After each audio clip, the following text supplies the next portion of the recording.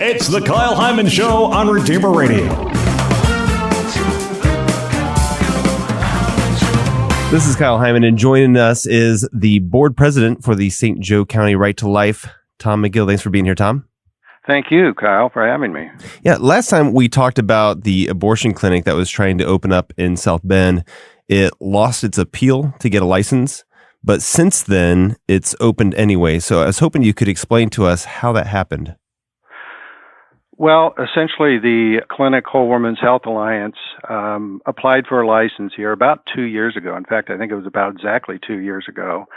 And that license was initially denied by the State Department of Health due to a lack of reputable and responsible character of the abortion clinic, and also because they failed to disclose some of the necessary information that they needed to put on their license application.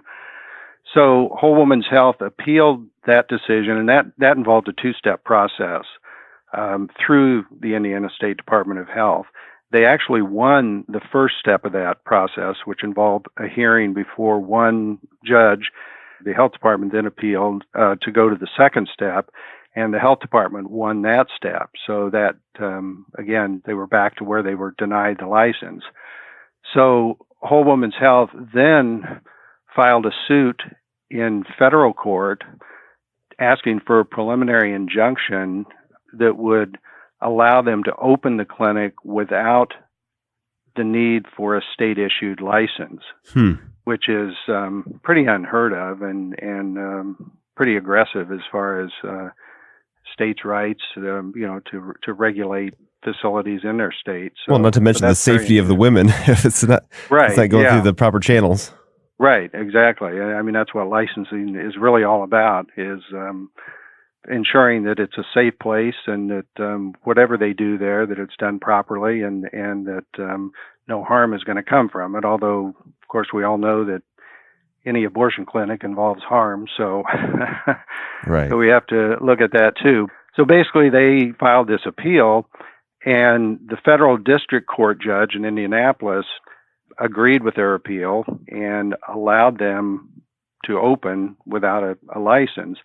Now, in the meantime, Indiana as a state, the Attorney General's office has filed an appeal with the Seventh Circuit Court of Appeals in Chicago to overturn essentially the decision of the federal district court judge that allowed them to open without a license. And that hearing was held on July 11th, and there hasn't been a decision rendered in that yet. So we're still waiting for that, and we're expecting that any day. But in the meantime, Whole Woman's Health Clinic has opened. It opened on June 24th, and they are performing chemical abortions on Saturday mornings now. So that wouldn't be the surgical ones, but only chemical?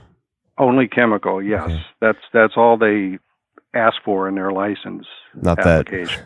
That one is better than the other. That could easily change.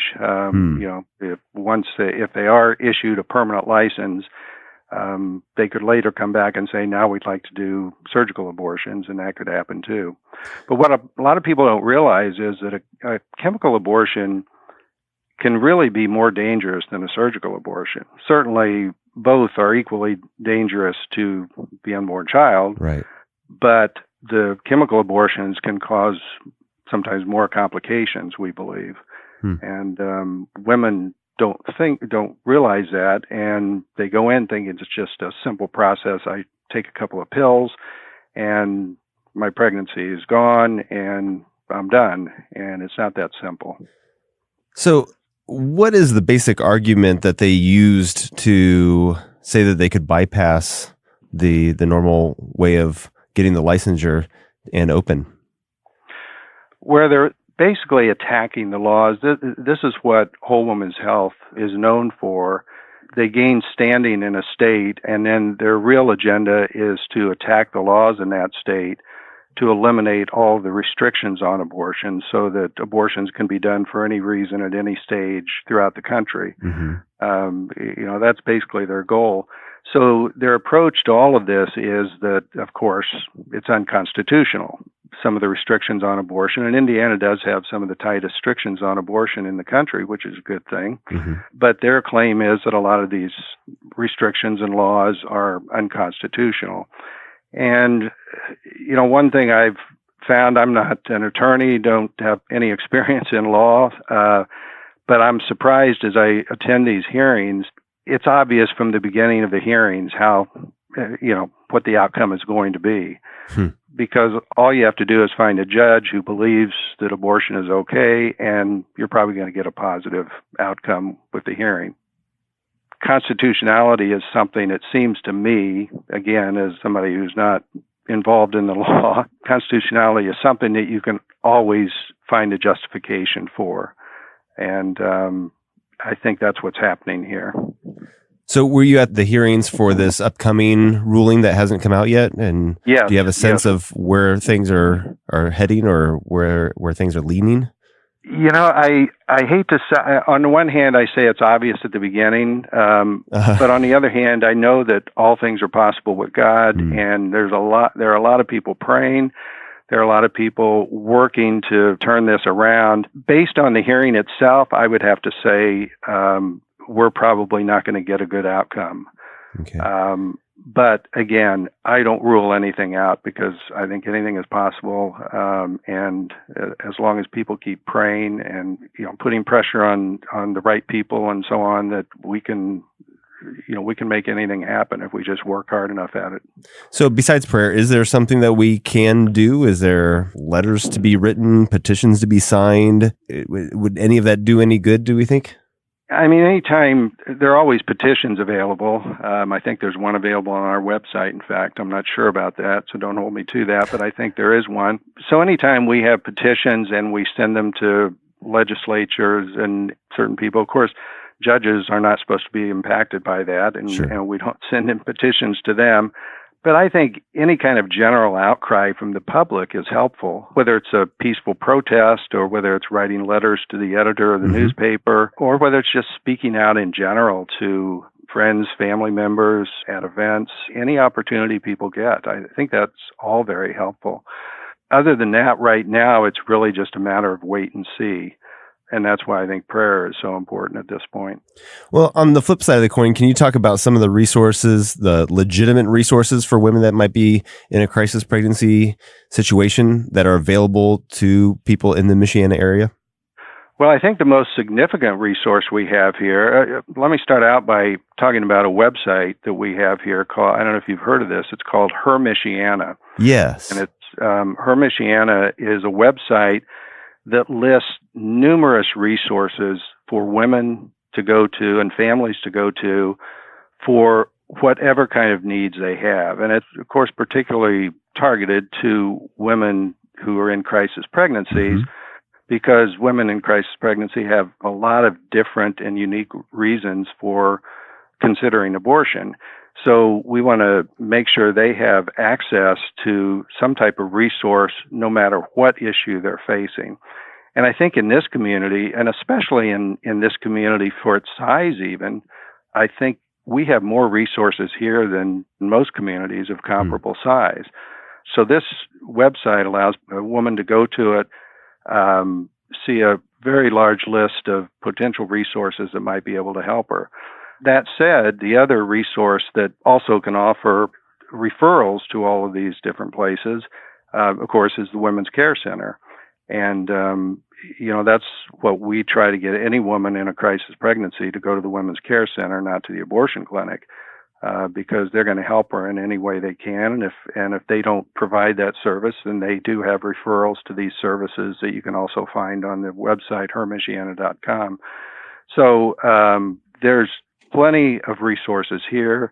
A woman can get help with whatever she needs, and she can do that without the need to think about aborting her child. Yeah, and I am on the website right now, that hermichiana.org, and like you said, there's such a long list, and really, just looking at this list, it really shows that the care and the compassion is for the whole person. Things like dental and vision care, medical assistance, of course, the parenting and things like that, but substance abuse recovery, like really, no matter housing, employment assistance, whatever the person is finding they need some help with, this isn't agenda driven. This isn't, we're trying to make $1 here or something like that. This is how can we help you in your situation? And this is legitimately ways that you can be helped by services that are available in the community. So strong, including resources for him. So if the father is in, need as well, there's resources there. So definitely encourage people to check that out and share that as a resource with anybody that might need it. But also, I know you as an organization with the St. Joe County Right to Life, prolifemichiana.org, have resources as well and action items that can be taken, sidewalk counseling, there's education about alternatives, the abortion pill reversal, things like that. Anything particular that you might need some help with or that you might direct people to if they want to take some action here? Well, there are a lot of things they can do, and I think they can go to our website and find a lot of the volunteer opportunities that we have, because we do have a lot. Right now, I'd say one of the most significant things we need, again, aside from prayer, is we need sidewalk counselors. Okay. The Whole Woman's Health facility is open right now on Thursday, Friday, and Saturday. They only do administer the abortion pill on Saturday, but they're open for appointments as well on Thursday and Friday. So what we try to do is we try to have at least 2 sidewalk counselors out there every hour that they're open. And basically, just in those 3 days, we have 2-hour shifts that we try to fill. So we need at least 22 people who can be out there every week at a regular time. Okay. And that's what we're trying to find right now. We do have training program that people can sign up for, come to. It's usually about a 5-hour training session on a weekend. I think our next one is scheduled for August 24th. It's actually going to be in Elkhart. But sometimes if we have enough people that are interested, we can have those anytime. Okay. So training is important. And then after the training, there's kind of a shadowing process where we ask new counselors to go out with an experienced counselor and just observe them. But the key is to have somebody out there all the time, because sidewalk counseling has proven to be very effective.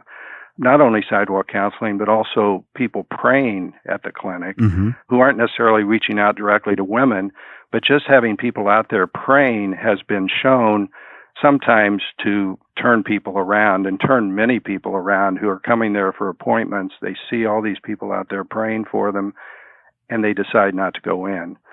So these things are really key. We've kind of have to shift our strategy from the last couple of years when we haven't had an abortion clinic here in town. We've been able to focus on general education and making women aware of resources and things like that. Now we have to kind of shift our focus to the immediate saving babies one-on-one and helping women one-on-one. And that's what sidewalk counseling does. All right, great. Well, people can find more information about that as well as contact info and things at prolifemichiana.org. And again, the website for the resources for somebody in a crisis pregnancy, hermichiana.org. Both great websites. And also, you do a great job of keeping people up to date. So with any further developments that might happen with this abortion clinic, you could be clued into that through prolifemichiana.org. So thank you so much, Tom, for the good work that you're doing and for giving us an update. Appreciate it. Thank you. Appreciate it very much.